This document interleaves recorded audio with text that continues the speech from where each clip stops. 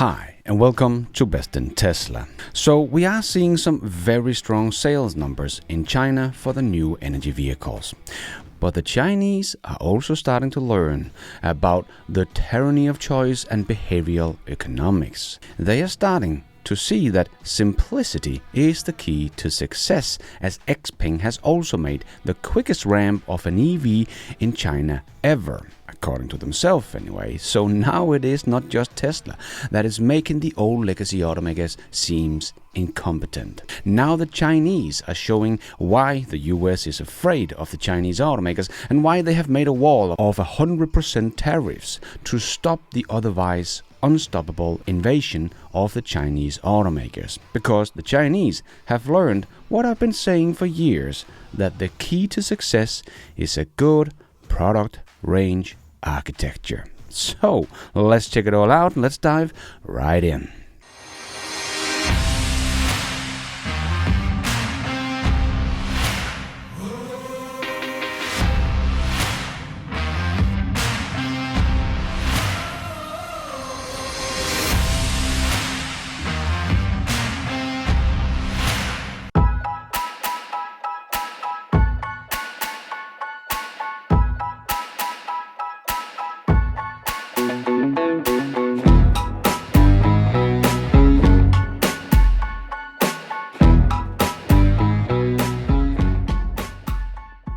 So in November, retail sales of passengers and new energy vehicles in China is estimated at 1.28 million units, up 52% year on year, and up 7% compared to October, according to the Chinese Passenger Car Association.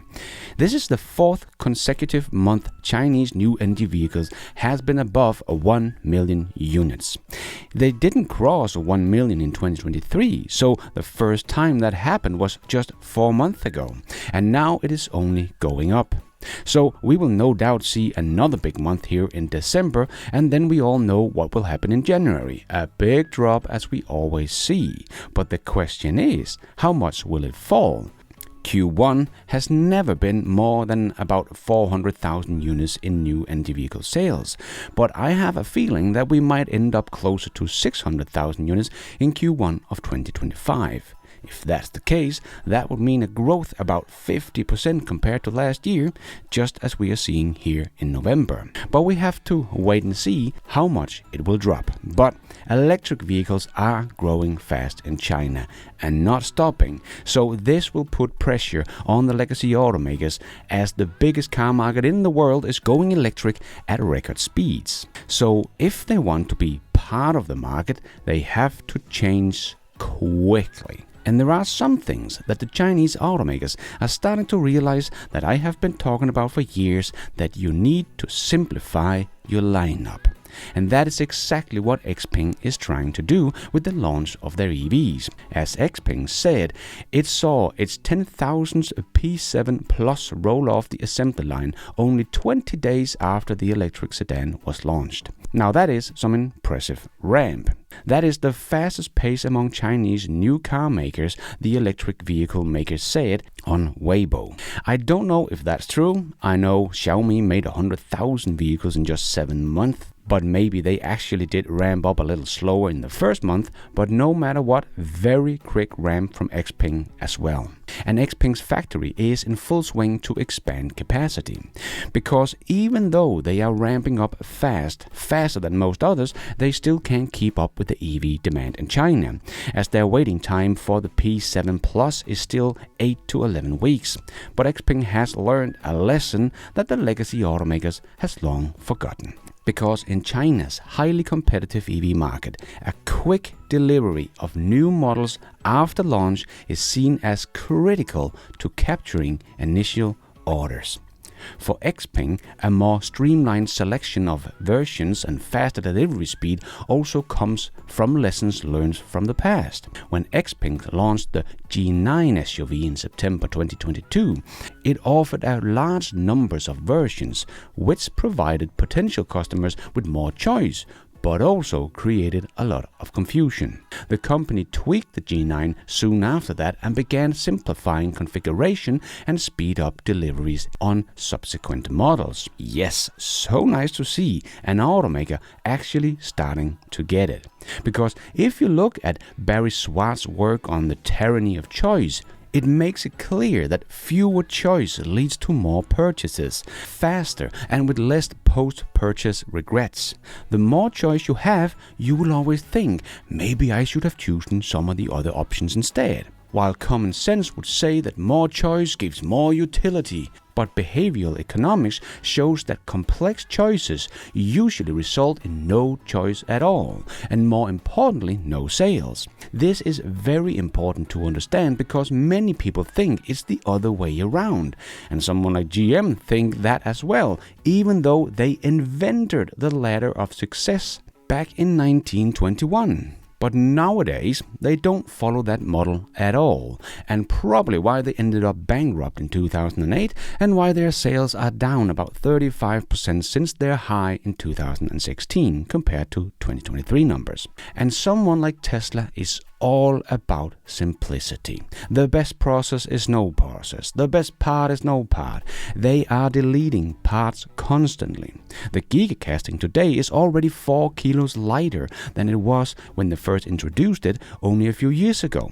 So Tesla does follow the law of range architecture. So no, you won't see 20 or 50 different models from Tesla, because that will only make everything worse, not better. The less choice you have, the more happy you are with the choice you end up making. And because Tesla has made it very simple, it is also why they can have industry-leading margins on their EVs even compared to ICE cars, because they build 2 mass models that you can get only in a few configurations and not an endless list of add-ons as we see with the legacy automakers. And now we are seeing that the Chinese automakers are starting to realize this and simplifying their offering as well. Xpeng did see that even though they made a nice EV with the G9, they had too many offerings confusing customers that in the end led to less sales. And I think Xiaomi also knew this, as they started with the SU7 in only 3 configurations: the Standard, the Pro and the Max. Maybe that was a little tease to Apple that calls their iPhones Pro and Pro Max, as Apple was never able to produce that Apple car. But Xiaomi did. But keeping it simple also made production easy and the choice for the consumer easy as well. As a result, they sold 100,000 units in the first 7 months of production. In comparison, GM started production of the Bolt back in 2016, and in the first 7 months of this year, 8 years after they started EV production, they have sold only 70,000 units of all their many models combined. They also just passed 300,000 units cumulatively over the last 8 years, and Xiaomi made 100,000 units in the first 7 months they have ever tried making a car.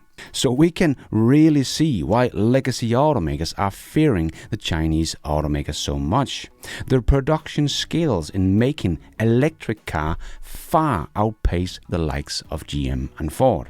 And even though here in Europe we have hit the Chinese with tariffs, not as much as in the US, but when we look at the comparison between GM and Xiaomi, you might also understand why the US doesn't want to open the doors for the Chinese players, because the legacy automakers in the US will not be able to keep up.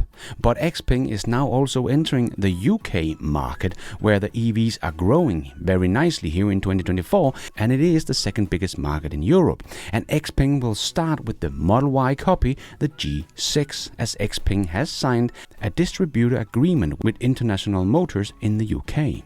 And Xpeng has learned its lessons with simplicity, and has even copied Tesla's look of the website, and is offering only the same kind of model as Tesla: standard range, long range and performance.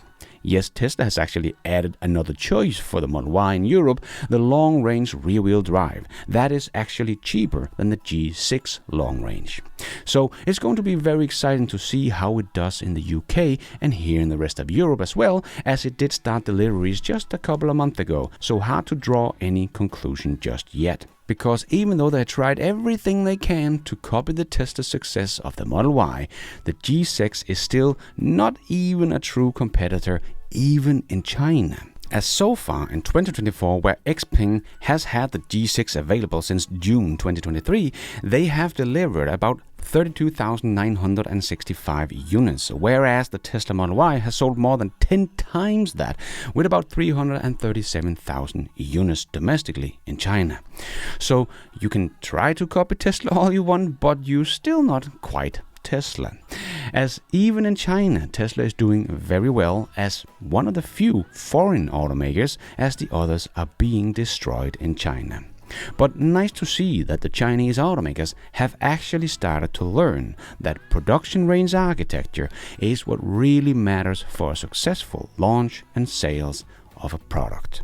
Because a good range architecture is one of the most important things, but unfortunately it seems like the legacy automakers have forgotten all about this by complicating pretty much every aspect of their companies as much as possible, not making it easy to compete against Tesla or the Chinese that is looking stronger and stronger as they are learning and innovating much faster than the legacy automakers. And thank you for watching. And until next time, take care out there and be nice.